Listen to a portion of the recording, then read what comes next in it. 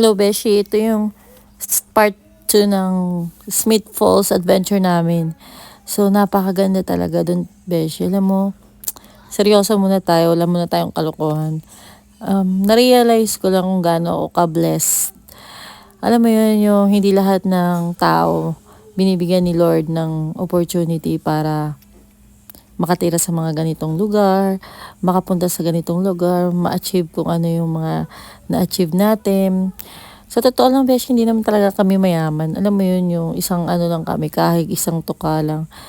Tapos, kung ititignan ko, ilulook back ko yung buhay namin before and ko-compare namin ngayon, parang na-realize ko, napaka-blessed ko pala, alam mo yun. Nakakaiyak lang minsan kasi parang hindi ka naman mabuting tao, tapos hindi ka naman din perfect, pero hindi mo deserve yung ganitong blessings na binibigay ni Lord sa atin. Napakabuti talaga ng Panginoon, alam mo yun, na-reveal yan sa buhay ko.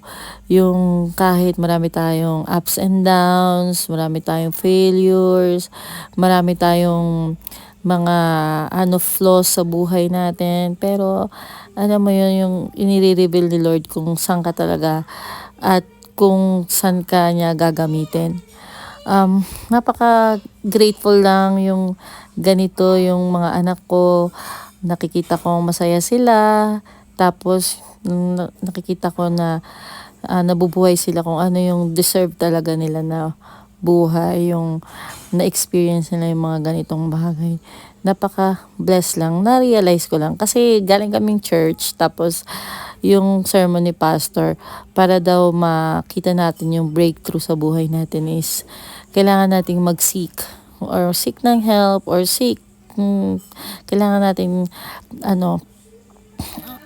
mag-seek sa kung ano mga kailangan natin sa buhay.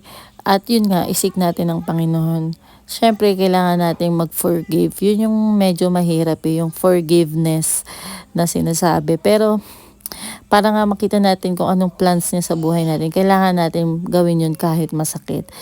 Tsaka, siyempre, mag-repent. Kailangan natin i-repent or ihingi ng tawad at tumalikod sa mga kasalanan na na-use na natin sa buhay natin. So, pastora lang yan. Pero yun nga, yun, i-share ko lang. And yung pinakahuli is to give.